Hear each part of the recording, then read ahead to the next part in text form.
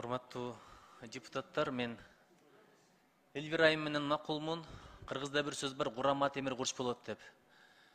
Кыргызстан эми ар түрдүү улуттар бар, Кудайга шүгүр, алардын ар бири колдон келишинче мекенге салым кошуп атат. Арасынан чыккан илимпоздору бар, баатырлары бар. Анан аял затынан да мыктылар көп эле, эми болор иш болуп тур, кийинки тушуну эске алалы. Анан менин кубандырганы бул жерде ар түрдүү этностун өкүлдөрү көрсөтүлүп атканда да абдан жакшы болуп атат. Ушул нукта иштешибиз керек, анткени бизге эң керек нерсе ынтымак. Бул бир. Экинчи, урматтуу мына талапкерлер, кимиңер өтөсүңөр билбейм, бирок бир чоң аманатты моюнга алып атасыңар да. Мага ат башындай алтын берсе да бул кызматка барбайт элем.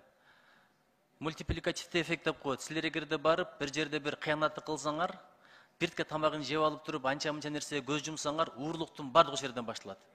Булар жейт, ичейт, акырын көңүлүн алып коебуз. Азырынча биз да бул жактан жей берели, иче берели деген саясат болот.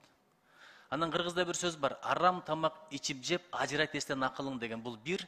Экинчиси, арам тамак ичип жеп, айыкпас илдет жармашат деп. Бир сөз менен айтканда, арамдын аягы жаман болот. Өзүңүздөр да аябай дыкат караңыздар. Азыр ишеним берип добуш беребиз. Бул сиздер үчүн көөлүк өткөндүгүбүздүн белгиси. Ушулар иштеп берет деп.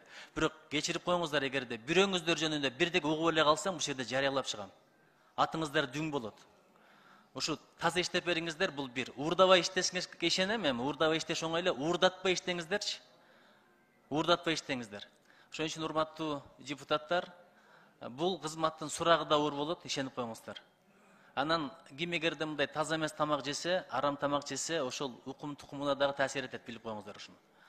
Мен ушуга чейин угуп жүрөм, мына Дастан Бекештур айтып атат.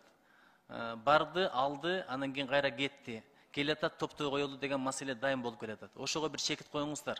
Эгерде ушуга чекит койбосок, балекеттин бардыгы уланып кете берет. Чоң рахмат.